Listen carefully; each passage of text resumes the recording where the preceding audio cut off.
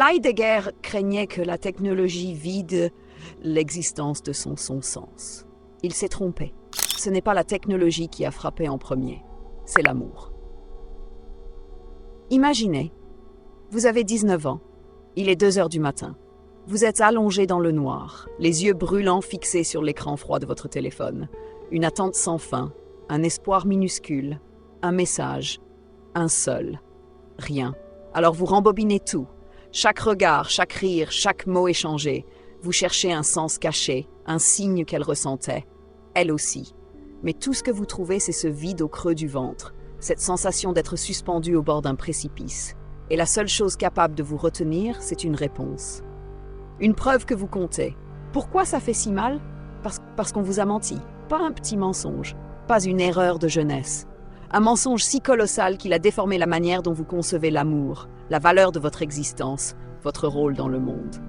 On vous a vendu une illusion, l'idée que l'amour romantique est la finalité ultime, le salut d'un homme. Une hallucination collective, nourrie par des siècles de contes, de chansons, de publicités et de pixels. Une drogue douce mais féroce, dosée avec soin pour vous garder affamé.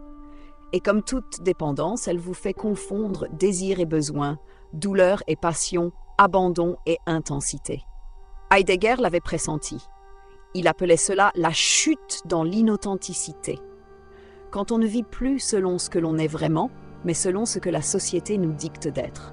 Et dans aucune sphère, cela n'est plus évident que dans la quête amoureuse. Vous ne cherchez pas une femme, vous cherchez à être choisi, à être validé, à être sauvé. Et dans ce théâtre moderne des relations, chaque geste est codifié. Vous likez, vous sweepez, vous jouez le jeu, des semaines entières à décoder des silences, à dissimuler vos intentions, à calculer vos réponses.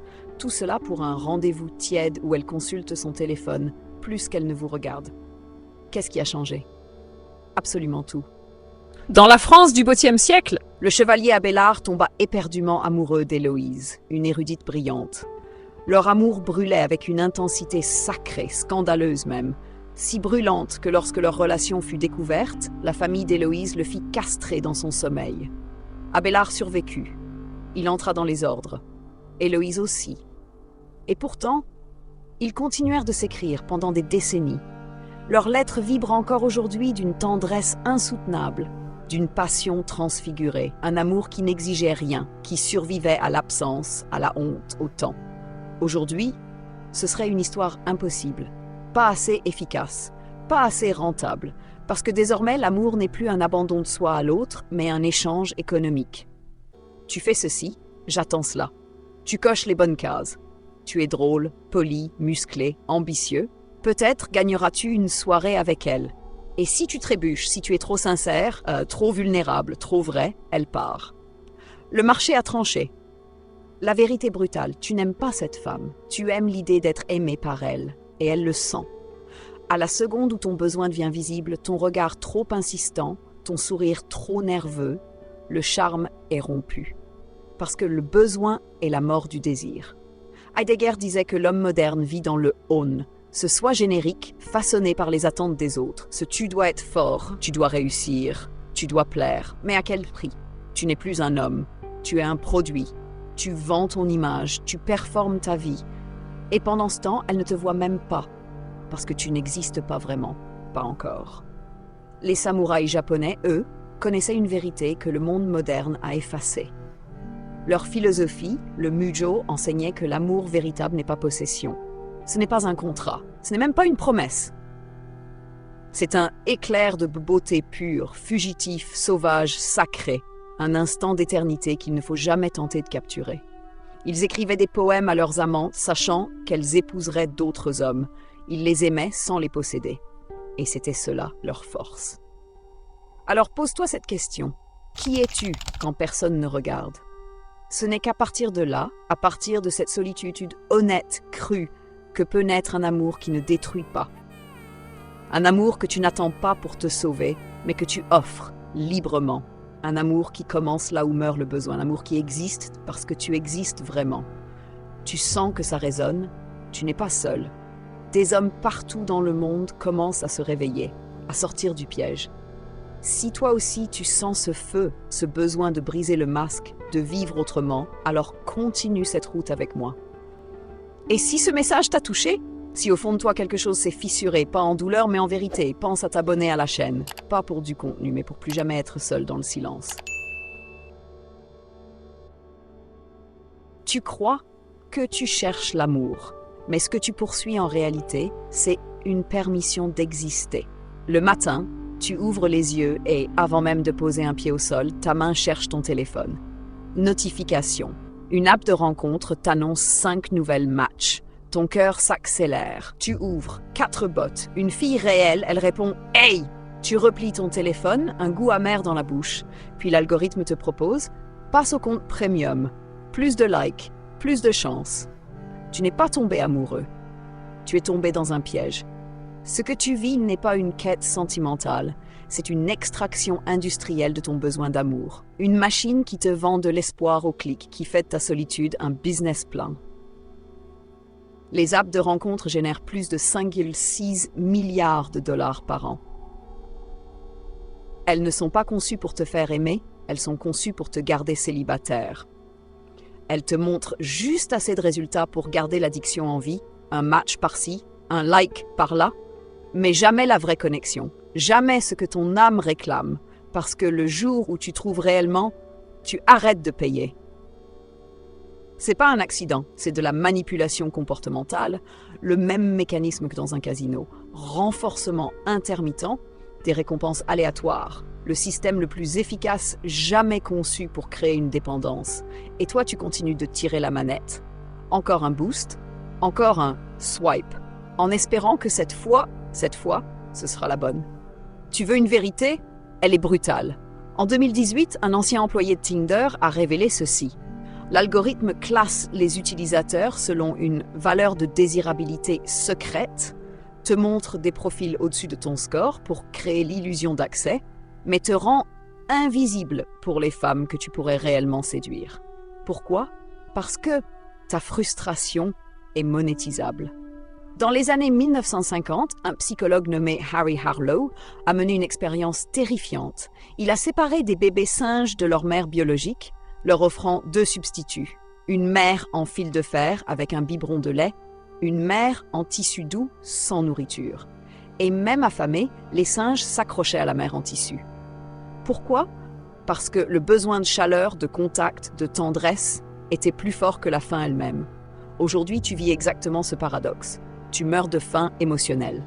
Et tu t'accroches à des substituts numériques, à des photos retouchées, à des saluts ça va sans âme. Tu scrolles sur Instagram, tu regardes des inconnus rire, danser, vivre des vies auxquelles tu n'auras jamais accès. Tu commandes à manger, tu matches, tu t'excites, tu te sens vide, tu n'as plus besoin d'amour, tu as besoin de contact. Mais tout ce que l'on t'offre, c'est du fil de fer. Et ce n'est pas tout. Chaque industrie majeure a appris à exploiter ta vulnérabilité amoureuse.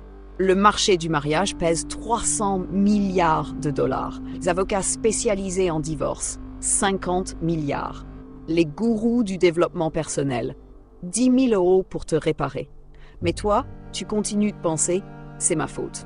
Je ne suis pas assez beau, trop gentil, pas assez alpha. Elle est partie parce que je suis nulle. Non, elle est partie parce que le système est conçu pour que tu échoues. C'est là que Heidegger revient. Il n'a jamais dit que la technologie était mauvaise. Il disait qu'elle transforme l'homme lui-même. Pas seulement ce qu'il fait, mais qui il est.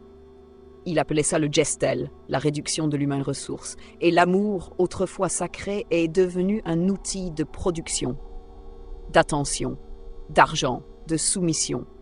Pense à ça. Il y a 500 ans, un homme écrivait des sonnets, risquait sa vie pour un regard, composait une symphonie pour une femme inaccessible. Aujourd'hui, tu passes 40 minutes à décider s'il faut doubler un texto, tu ajustes ton profil Tinder pour gagner un swipe, tu veux envoyer un « j'ai passé une belle soirée », mais tu hésites, tu supprimes. Parce qu'on t'a appris que montrer du sentiment, c'est perdre. C'est devenu ça l'amour, une partie d'échec anxiogène, une stratégie de survie, un terrain miné de silence, de dissimulation, de peur de paraître trop ou pas assez. Tu veux sortir de cette spirale? Tu le peux. Mais D'abord, tu dois t'arrêter. Arrêter de chercher l'amour comme une récompense. Arrêter de penser qu'une femme va te réparer. Arrêter de croire que tu dois mériter l'affection. Tu ne la mérites pas. Tu la crées ou tu ne l'as pas. Et pour la créer, tu dois renaître. Pas pour elle, pour toi, pour l'homme que tu es quand tu ne joues plus. Si tu ressens la brûlure sous ces mots, cette sensation, quelqu'un vient de mettre des mots sur ton vide, alors abonne-toi. Pas pour des vues, pour te rappeler dans les jours sombres que tu n'es pas fou, que tu n'es pas seul, que tu n'es pas fini. Tu es arrivé au bout du mensonge. Les illusions se sont effondrées. Le conte de fées s'est consumé.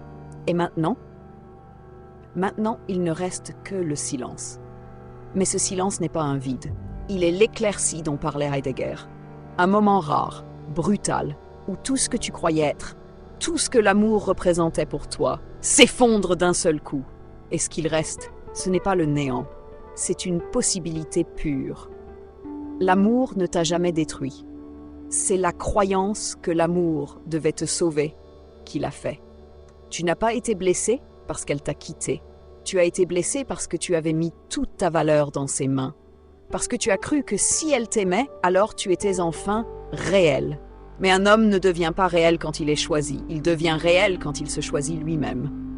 En 1924, au Japon, un poète du nom de Kenji Miyazawa veille sa sœur mourante de la tuberculose.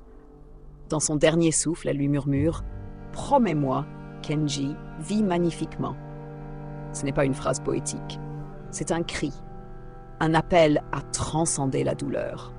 Kenji n'a pas écrit des textes tristes, il a écrit 1000 poèmes sur les galaxies, les tempêtes, le rire et le silence. Il a transformé sa perte en louange du monde. Et jusqu'à son dernier souffle à 37 ans, il n'a jamais cessé d'aimer. Pas une femme, mais la vie elle-même. Tu comprends? L'amour qu'on t'a vendu est petit. Il est conditionnel, stratégique, marchandisé. Il demande « Qu'est-ce que tu m'apportes ?» C'est un contrat signé dans la peur, une tentative de fuir le vide en fusionnant avec l'autre. Mais il existe un autre amour, un amour immense, libre, indomptable, pas basé sur le besoin, mais sur la plénitude. Dans la Perse médiévale, les poètes soufis disaient « Aimer, c'est se dissoudre. » Pas l'autre, soi-même. Se libérer de l'ego, des attentes, des scénarios. Aimer sans capturer, aimer sans posséder. Aimer comme les samouraïs aimaient les fleurs de cerisier. Fragile, brève, magnifique. Et quand elles tombent, ne pas pleurer, mais s'incliner. Tu veux savoir quoi ton premier grand chagrin t'a détruit? Parce qu'il a frappé l'enfant en toi, celui qui attendait encore qu'on l'aime pour se sentir vivant. Et après ça, les hommes prennent deux chemins. Le cynique, il se ferme, il juge, il collectionne les conquêtes pour ne plus jamais s'ouvrir. Il pense être fort, mais il est juste pétrifié. Un cœur de pierre, il confond protection et isolement. Le dépendant, il court après chaque femme comme un sauveur potentiel. Il change pour plaire, il perd son essence à chaque je t'aime qu'il espère. Il se vide jusqu'à ne plus savoir qui, mais il existe une troisième voie. Tu rencontres une femme. Il y a de la connexion, du désir. Mais cette fois, tu ne la veux pas. Tu ne veux pas qu'elle te complète. Tu ne t'effondres pas quand elle doute, tu ne t'accroches pas quand elle s'éloigne. Pourquoi? Parce que tu as touché l'intouchable, ce noyau en toi que personne ne peut voler, cette part indestructible que la perte n'altère pas. Tu aimes avec intensité, oui, mais tu aimes sans cage. Et si elle part, tu ne te brises pas, parce que l'amour ne s'est pas sali. Il est resté intact, même dans l'absence. Tu ne cherches plus à posséder, tu offres. Tu n'espères plus qu'elle pense tes blessures, tu les as soignées toi-même, et ce n'est pas être froid. C'est être libre, voici Comment aimer dans un monde qui est l'amour vrai? Deviens ingouvernable, supprime les apps, ignore les règles, refuse les scripts, aime selon ton feu, pas selon les algorithmes. 2. Tombe amoureux de la vie, trouve du sens dans le banal, dans les trottoirs fissurés, dans la pluie, dans le silence, dans ta respiration. Un homme qui aime le monde n'a jamais peur de manquer d'amour, bâtit une fraternité. Trouve d'autres hommes éveillés qui n'ont pas peur de ta douleur, pas des bros, mais des frères, qui savent écouter sans juger. Parce que seul, tu n'es qu'une cible. Ensemble, tu es inarrêtable. Heidegger disait que l'homme est le berger de l'être, pas son esclave, pas son maître, un gardien. Alors veille sur ton feu, nourris-le, protège-le, et quand la tempête viendra, car elle viendra, laisse-le rugir. Et si tu es arrivé jusque-là, si tu sens que ces mots t'ont réveillé, alors écris en commentaire l'état d'esprit du samouraï, où la peur, l'ego et le besoin fondent dans une seule action pure. Et souviens-toi, tu n'es pas ici pour être aimé, tu es ici pour aimer, vraiment, libre, fort, présent.